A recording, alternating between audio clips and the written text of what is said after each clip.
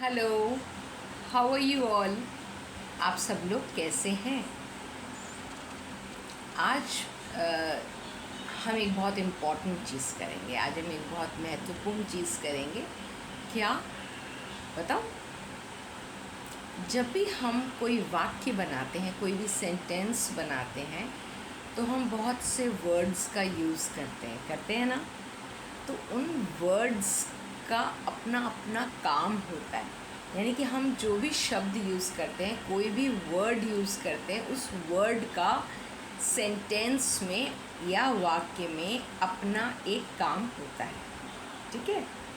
तो सबसे पहला याद रखो कि जैसे हम हिंदी में पढ़ते हैं संज्ञा, सर्वनाम, विशेषण, क्रिया विशेषण।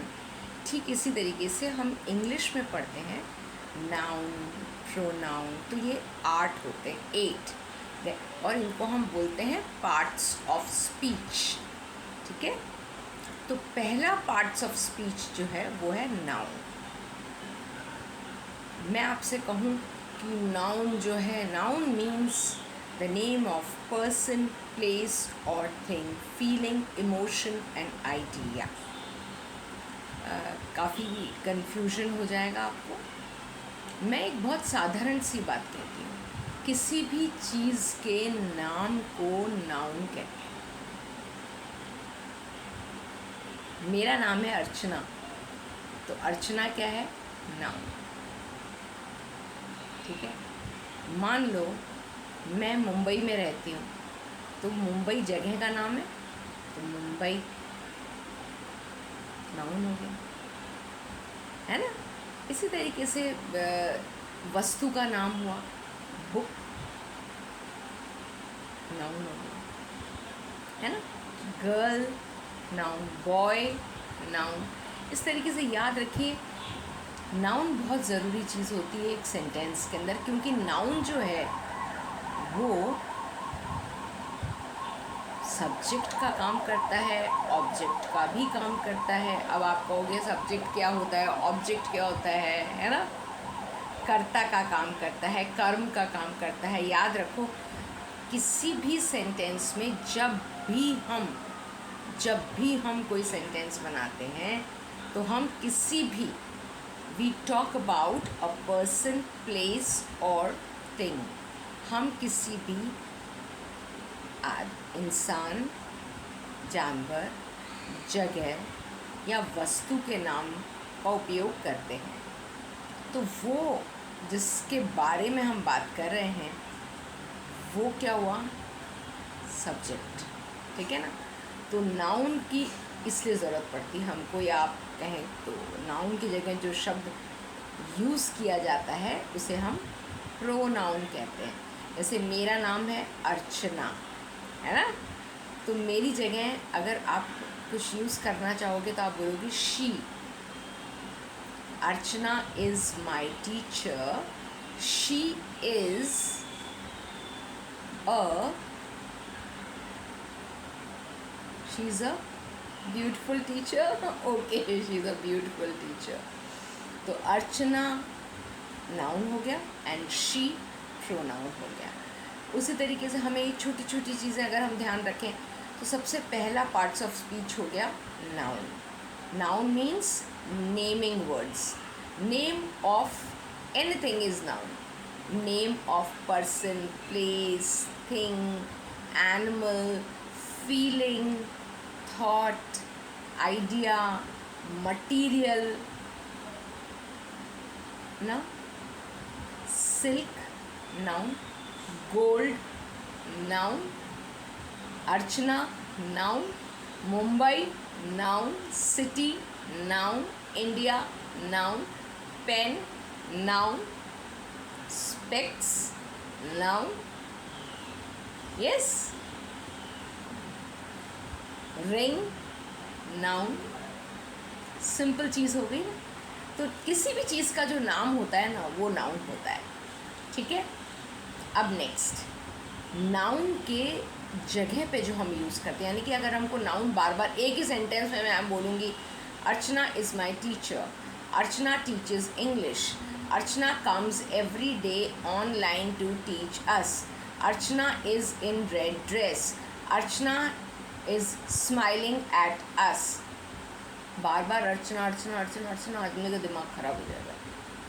तो हमको कोई ना कोई ऐसा वर्ड यूज़ करना पड़ता है जो हम नाउन की जगह यूज़ करते हैं, क्योंकि रिपीटिशन कहीं भी अच्छा नहीं लगता. कोई भी लगातार कोई चीज़ रिपीट करता है वो आपको इंटरेस्ट नहीं देता है ना. होता है ना ऐसा. रोज़ पनीर की सब्ज़ी अच्छी नहीं लगती है. ठीक है, तो अर्चना की जगह हम बोलेंगे शी. तो जो वर्ड मैंने नाउन की जगह यूज़ किया उसे हम बोलेंगे प्रोनाउन. तो प्रोनाउन क्या हुआ?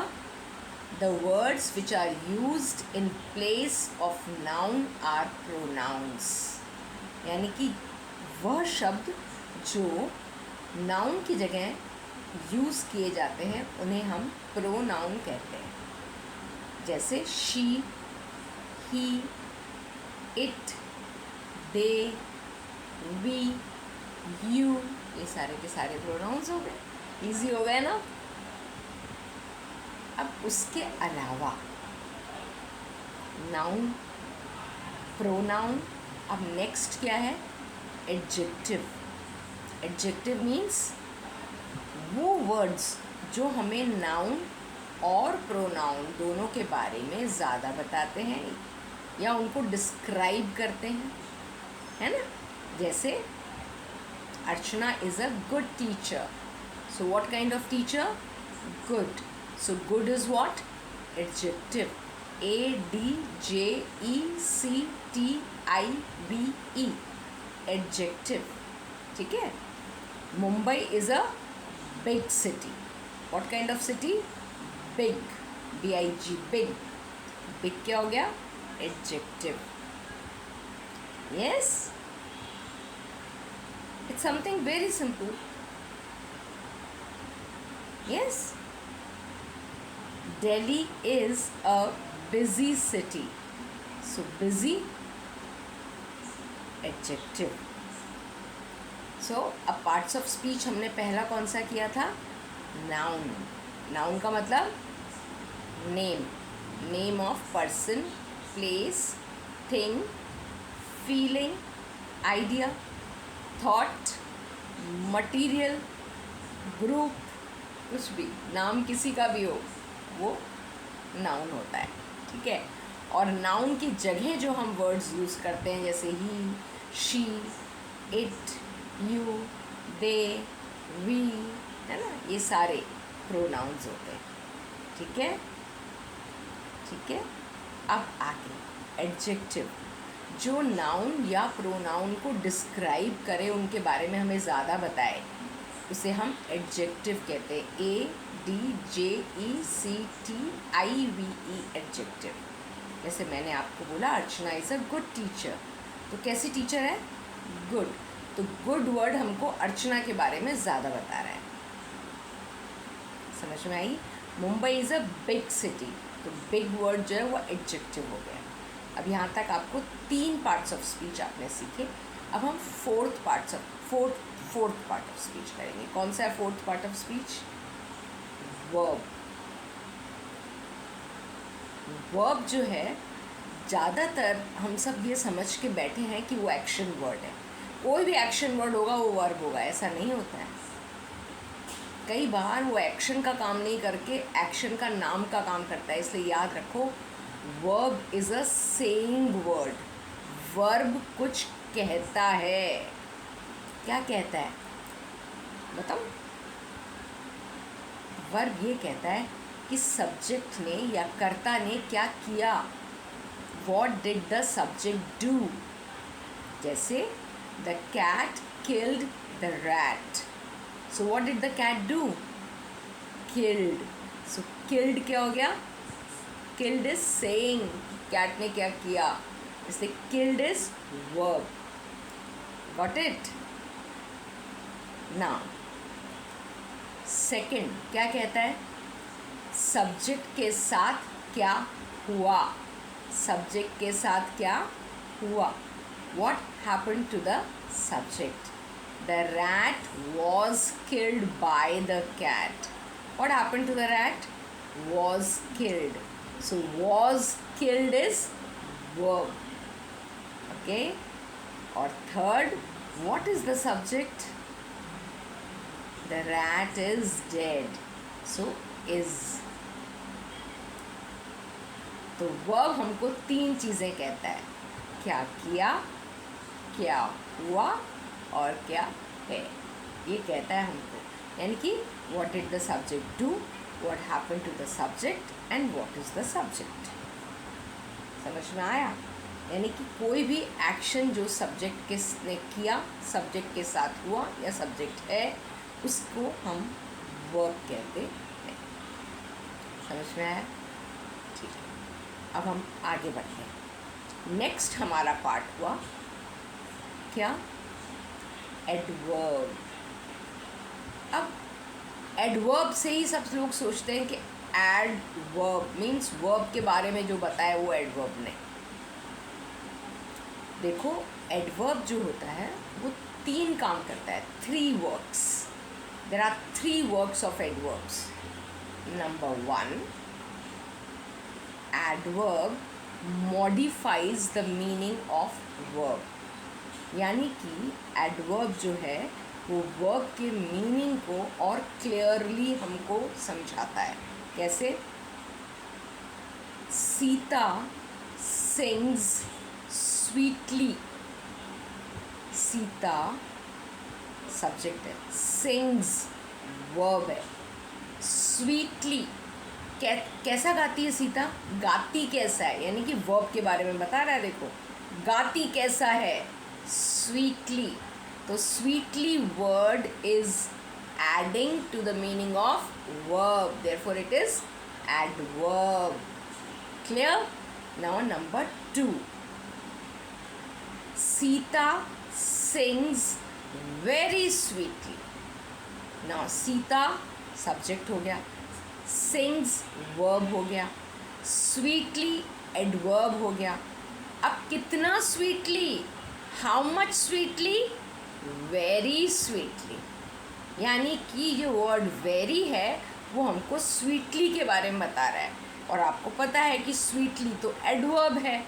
तो जब कोई वर्ड हमें एडवर्ब के बारे में ज़्यादा बताए तो उसको भी हम एडवर्ब ही कहते हैं. तो अब एडवर्ब के 2 काम हो गए.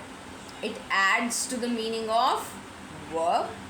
Number 2, it adds to the meaning of another adverb. अब नंबर 3. नंबर 3 क्या हो गया पता है आपको? She is very beautiful. Now she subject is verb. Yes. Beautiful. Beautiful हमको शी के बारे में बता रहे, यानी कि एडजेक्टिव हो गया. अब कितनी ब्यूटिफुल? Very beautiful.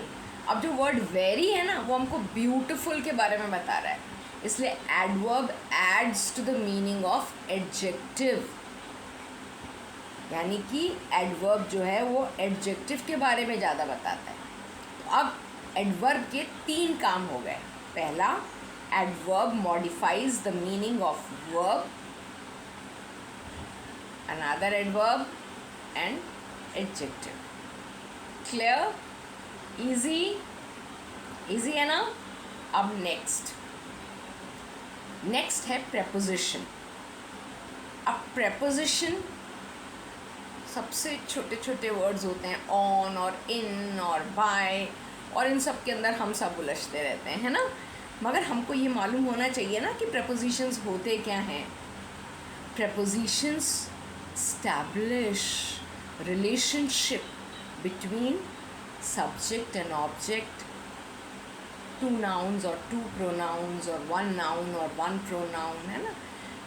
प्रेपोजिशन जो है वो रिश्ता कायम करने के मतलब आपको बताता है कि इससे इसका क्या रिश्ता है. अब जैसे मैं आपसे बोलूँ कि the book is the table. अब आपको कि the book is the table मतलब बुक किताब, बुक जो है किताब जो है वो टेबल है. नहीं, ये तो सेंटेंस ही गलत हो गया, इसका कोई सेंस ही नहीं निकलेगा.